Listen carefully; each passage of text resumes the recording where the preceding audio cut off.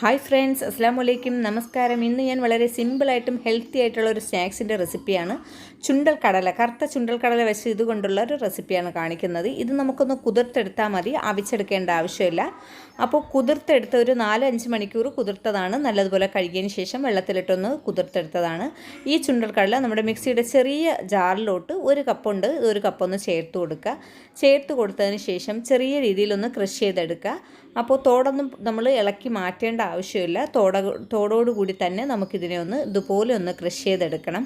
അധികം അരഞ്ഞു പോകരുത്. അപ്പോൾ ഇതുപോലെ ആയിട്ടാണ് എടുക്കേണ്ടത്.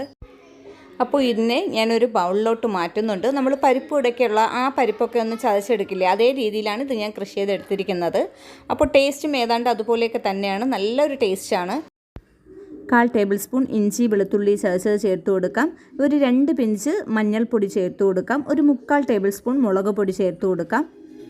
ഒരു 1/2 ടേബിൾ സ്പൂൺ വലിയ ജീരകപ്പൊടി ചേർത്ത് കൊടുക്കാം. ഒരു 1/4 ടേബിൾ സ്പൂൺ നമുക്ക് ഗരം മസാല പൊടി ഉണ്ടെങ്കിൽ അത് ചേർത്ത് കൊടുക്കാം. അതൊന്നും ഇല്ലെങ്കിൽ ചിക്കൻ മസാല അതുപോലുള്ള ഏതെങ്കിലും മസാലകളുണ്ടെങ്കിൽ ഒരു 1/4 ടേബിൾ സ്പൂൺ ചേർത്ത് കൊടുത്താൽ മതിയാകും.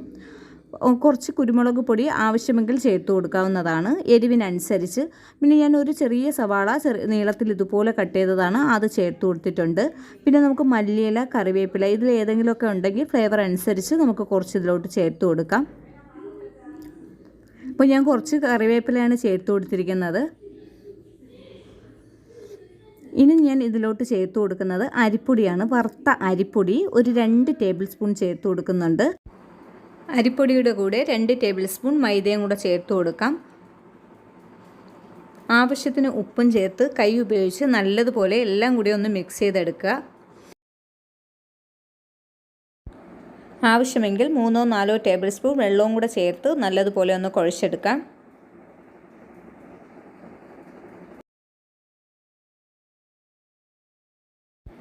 മിക്സ് ആക്കിയതിന് ശേഷം ഇതിൽ നിന്ന് ചെറിയ ഉരുളകളെടുത്ത് ഇഷ്ടമുള്ള ഷേപ്പിൽ ഇത് തയ്യാറാക്കി എടുക്കാവുന്നതാണ്. ഞാൻ ചെറിയ രീതിയിൽ പരിപ്പുവട തയ്യാറാക്കുന്ന രീതിയിലാണ് തയ്യാറാക്കി എടുക്കുന്നത്.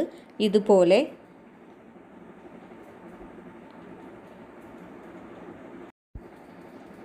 അപ്പോൾ ഇതേ ഷേപ്പിലാണ് ഞാൻ തയ്യാറാക്കി എടുക്കുന്നത്. എല്ലാം ഞാൻ ഇതുപോലെ ചെയ്തെടുക്കാം.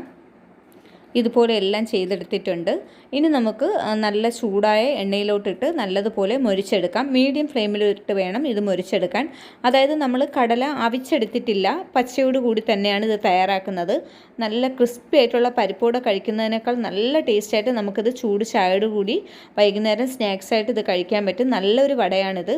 എല്ലാവരും ട്രൈ ചെയ്ത് നോക്കുക. ചുണ്ടൽ കടല ആയതുകൊണ്ട് നല്ല ഹെൽത്തിയും കൂടെയാണ്.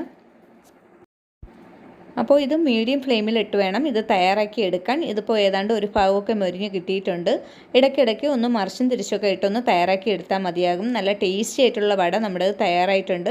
എല്ലാവരും ഒന്ന് ട്രൈ ചെയ്ത് നോക്കുക. ഇന്നത്തെ ഈ വീഡിയോ ഇഷ്ടമാവുകയാണെങ്കിൽ ലൈക്ക് ചെയ്യാനും ഷെയർ ചെയ്യാനും കമൻറ്റ് ചെയ്യാനും മറക്കരുത്. സബ്സ്ക്രൈബ് ചെയ്യാത്തവരാരെങ്കിലും ഉണ്ടെങ്കിൽ ഒന്ന് സബ്സ്ക്രൈബ് ചെയ്തേക്കുക. തൊട്ടടുത്തുള്ള ബെല്ലൈക്കനിൽ ഓൾ എന്ന് പറയുന്ന ഓപ്ഷൻ കൂടി ഒന്ന് ഓണാക്കി ഇടുക. പുതിയൊരു വീഡിയോയുമായി വീണ്ടും കാണാം.